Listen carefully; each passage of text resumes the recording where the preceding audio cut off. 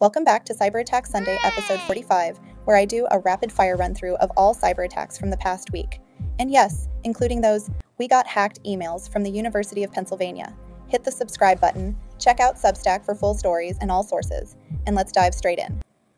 OpenAI's new Atlas browser can be tricked by disguising a prompt as a URL, causing the Omnibox to execute hidden instructions.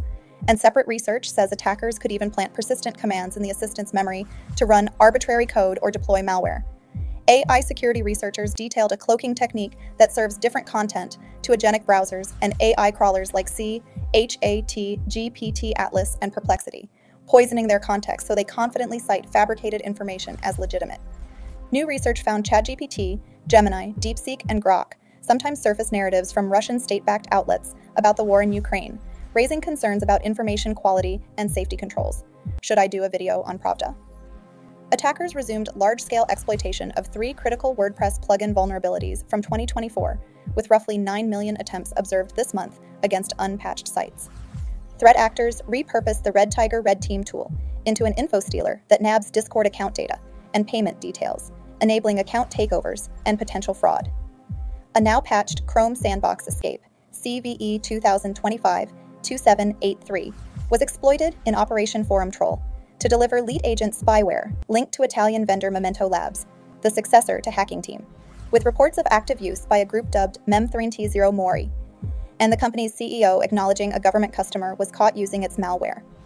Researchers spotted cybercriminals circulating 183 million email credentials gathered from mixed sources, including 16.4 million addresses, not seen in prior breaches, across Telegram and dark forums.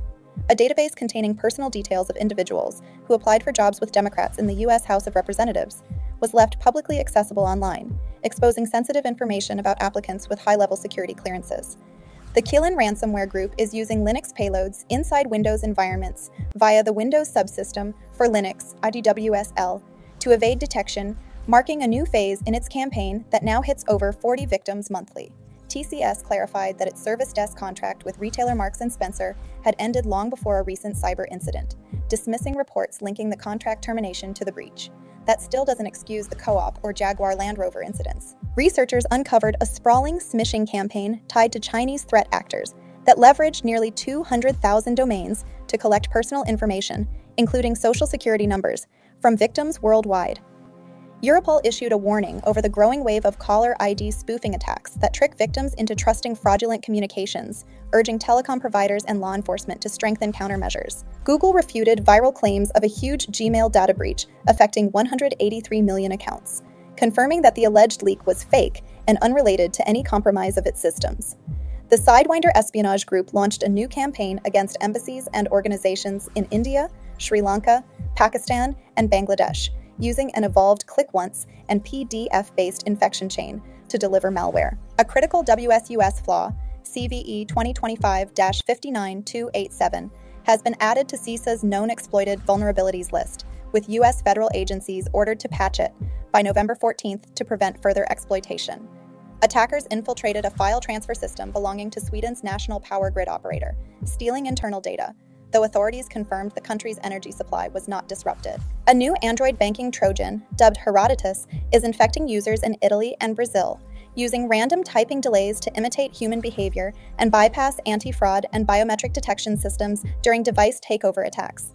The Clop ransomware gang published data allegedly stolen from Oracle's systems belonging to industrial giants Schneider Electric and Emerson, exposing sensitive corporate information on its leak site. A new malware-as-a-service platform called Atroposia offers cybercriminals a feature-rich remote access Trojan with built-in persistence, evasion tools, data theft functions, and even a local vulnerability scanner for post-compromise exploitation. A new generation of Mirai-based botnets, dubbed Isuru, has been linked to massive DDoS attacks exceeding 20 terabits per second, though researchers say the botnet's inability to spoof traffic could help defenders clean infected devices. North Korea-linked hackers, known as Blue Noroff, APT38, are using 2 new malware strains, GhostCall and GhostHire, to attack Web3 and blockchain companies as part of their long-running Snatch Crypto campaign. In what is technically considered an insider threat, a disgruntled Goodreads volunteer modified book entries and reviews to highlight what they called censorship in favor of Trump fascism, drawing attention to moderation bias and platform control. This feels like the virtual version of if a librarian graffitied a library. Attackers are reviving an old bidirectional text trick to disguise phishing links as legitimate URLs, exploiting the buy-die swap technique to deceive users and bypass visual URL inspection. Authorities are warning of a wave of sophisticated investment scams spreading across Asia that use fake trading platforms to lure victims into depositing money into fraudulent crypto and forex schemes. Academic researchers unveiled TEE.fail, a powerful side-channel attack that can extract sensitive data from Intel, SGX, and AMD, SEV-SNP, secure enclaves by exploiting flaws in DDR5 memory protections. Intel and AMD have since issued advisories.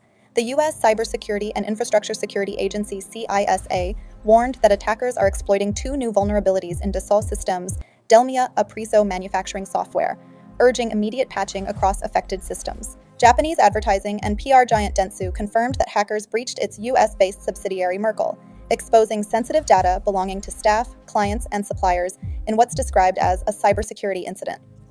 Telecom provider LG Uplus has disclosed a cybersecurity incident, marking the third such breach affecting South Korea's major telecom companies in just 6 months. U.S. Cybersecurity Agency CISA warned that critical vulnerabilities in Dassault Systèmes DELMIA, Apriso, and the open-source XWiki platform are being actively exploited, enabling remote code execution and cryptocurrency mining on unpatched systems. 10 malicious NPM packages were found harvesting developer credentials and system data across Windows, macOS, and Linux, using multiple obfuscation layers, fake CAPTCHAs, and bundled information stealers. Russian threat actors are conducting new espionage operations against Ukrainian organizations, leveraging pwease living off the land tools to steal sensitive data and maintain long-term access without detection. A large-scale software supply chain attack, dubbed Phantom Raven, has infected 126 NPM packages, amassing over 86,000 downloads, to steal GitHub tokens, CI/CD secrets, and developer credentials from compromised systems. Peter Williams, former head of L3 Harris's cyber division Trenchant, pleaded guilty to stealing and selling zero-day vulnerabilities and trade secrets to a Russian exploit broker, in a case exposing insider threats in the defense sector. The Canadian Centre for Cybersecurity confirmed that hacktivists infiltrated industrial control systems at multiple water and energy facilities, manipulating equipment in incidents that could have caused dangerous conditions. After proof-of-concept code was released, threat actors began exploiting the WSUS flaw CVE 25-59287 to harvest internal network information, prompting urgent patching advisories from multiple security vendors. Over 130 malicious NPM packages posing as legitimate tools were found delivering cross-platform information stealers that exfiltrate credentials, API keys, and tokens from developers' systems, amassing over 100,000 downloads. Ribbon Communications, a key telecom infrastructure provider serving the U.S. government and major carriers, confirmed that state-sponsored hackers had infiltrated its network since December 2024, stealing data and maintaining access for months. Business services giant Conduit confirmed that a 2024 breach compromised the personal, health, and insurance data of over 10.5 million individuals, including names, birth dates, social security numbers, and addresses across multiple U.S. states. Cybercriminals are impersonating corporate board invitation messages on LinkedIn to trick finance executives into entering their Microsoft account credentials, enabling email and data theft. Threat actors, including Russian-linked ransomware gangs, are abusing Adaptix C2, an open-source adversarial emulation framework, to deliver malicious payloads and establish stealthy post-exploitation control in enterprise networks. A severe flaw dubbed Brash in Chromium's Blink engine allows attackers to crash any Chromium-based browser within seconds, simply by directing users to a specially crafted URL.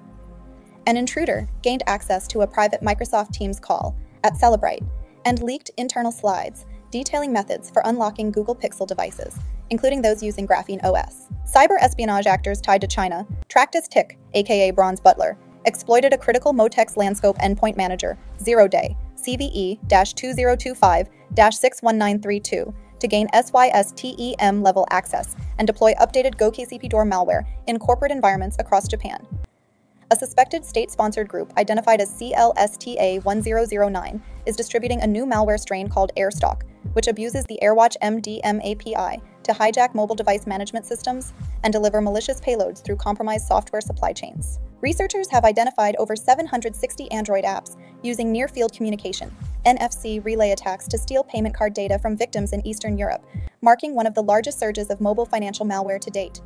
Ukrainian national Oleksiy Litvinenko was extradited from Ireland to the US, where he faces up to 25 years in prison for allegedly participating in the Conti ransomware syndicate and facilitating extortion campaigns worldwide. 3 individuals believed to be the operators of the Medusa Stealer info-stealing malware were arrested in Moscow after allegedly hacking a Russian organization, marking a rare domestic crackdown on local cybercriminals. The Australian Signals Directorate, ASD, issued an alert about widespread attacks exploiting Cisco IOSXE vulnerability CVE 2023-2198, which hackers are using to deploy the Bad Candy web shell implant on unpatched network devices. The University of Pennsylvania confirmed a cybersecurity incident after students and alumni received offensive "We got hacked" emails from compromised university accounts, with hackers claiming to have stolen institutional data. Dang. Did I miss anything? Did anything surprise you? Let me know in the comments.